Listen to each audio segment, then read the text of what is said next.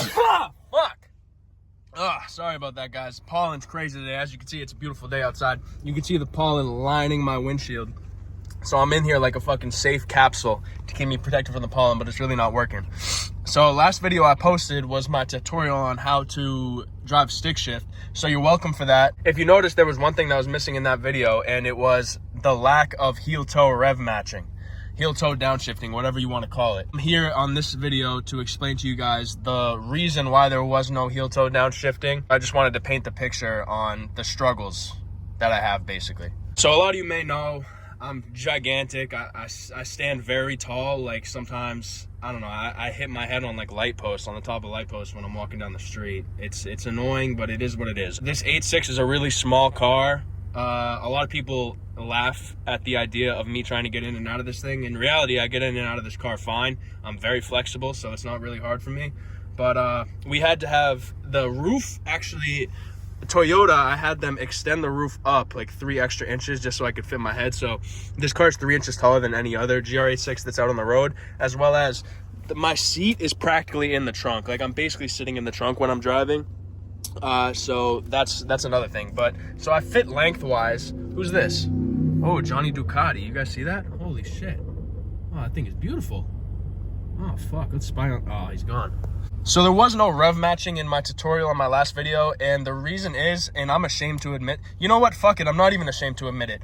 My feet are so goddamn big that it's too cumbersome in the fucking driver's well for me to heel-toe downshift comfortably, you know what I'm saying? So first, I guess I'll start off with a demonstration. So I got my shoes right here, and we got some cinematic shots going on them. And as you can see on the inside right here, if we get into the shoe, it is a US size 13 shoe.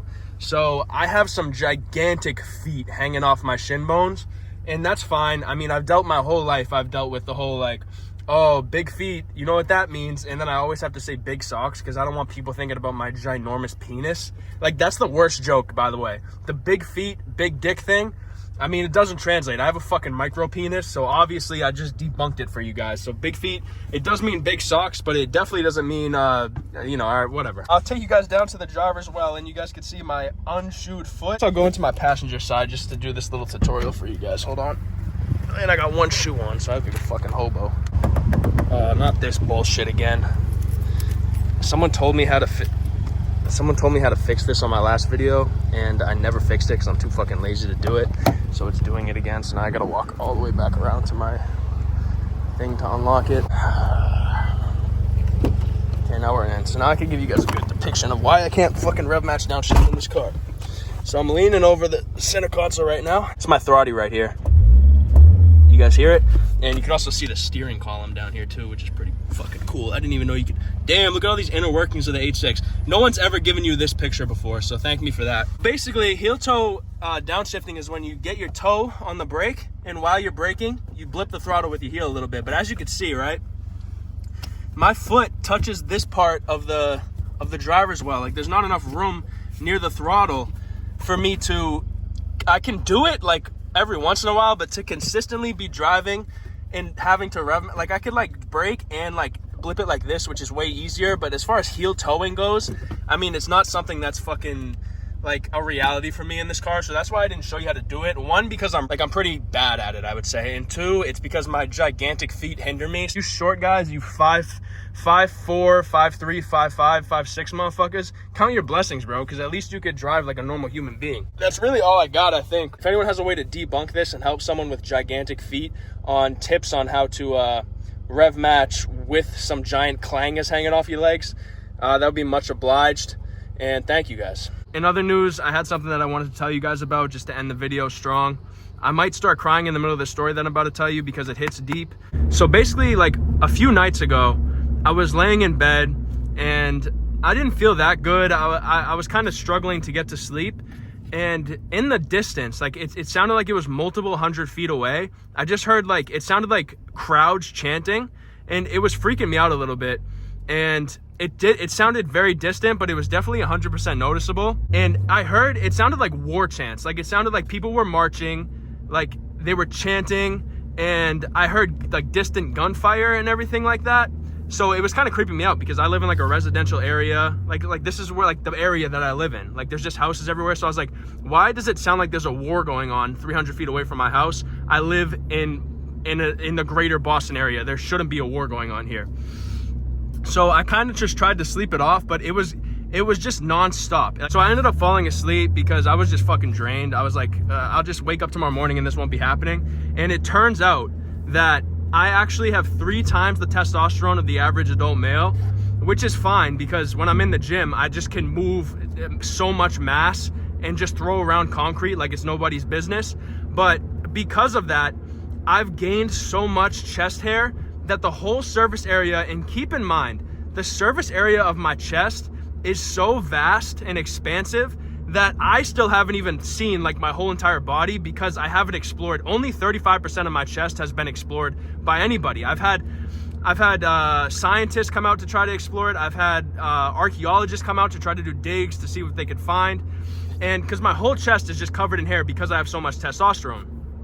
And it turns out that noise that I was hearing was, there's a civilization on my chest, underneath the chest hair. My chest is basically like a second Amazon rainforest.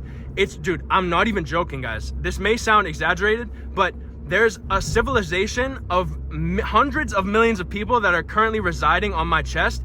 And it turns out that 2 different cities were going to war on my chest, and I had no idea because it was covered in chest hair. Like, I haven't seen my nipples, I haven't seen the striations on my chest in years because of how much chest hair there is. I just kind of, every time I tried to shave it, it would grow back within seconds. So I just kind of gave up hope on that.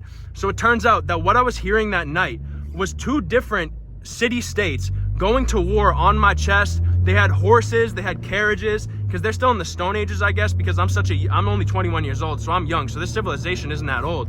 So there's horse-drawn carriages, like rifles and shit, like bow and arrows and stuff, and they were going to war, doing war chants, fighting to the death, getting their throats slit on my chest while I was trying to go to bed. So basically what they do in the Amazon rainforest is they deploy these drones over it because there's so much heavy tree cover that they can't see the ground. So what they do is they fly drones over the Amazon rainforest and they shoot lasers down at the ground to scan it. It penetrates the trees and they could see what is underneath the trees. Basically, I'm telling you this story because there might not be that many uploads next week, simply because most of it is gonna be taken up with, I have scheduled appointments for LiDAR on my chest. And that's gonna take, it's 3 12-hour sessions because of how big my chest is. So that's where I'm gonna be next week. They're gonna be performing LiDAR on my chest to find out just how many people are down there, the amount of civilization that's down there. And yeah, I'm basically gonna be taking estrogen pills to bring down the chest hair 50%. That's where I'm gonna be. I'm getting LiDAR done on my chest just because I don't want wars. I'm anti-war, like I don't want wars happening on my body. I get it, my chest is gigantic and there's so much room, but we gotta like bring peace to my chest. So everyone, prayers up to Matt Marauder. Let's hope that we can bring peace to the middle chest. Let's hope we can bring peace basically to my chest. And that's really all I got for you guys. Got LiDAR appointments next week lined up. Pray for me, wish me luck, and hopefully we'll figure something out. We'll come to an understanding.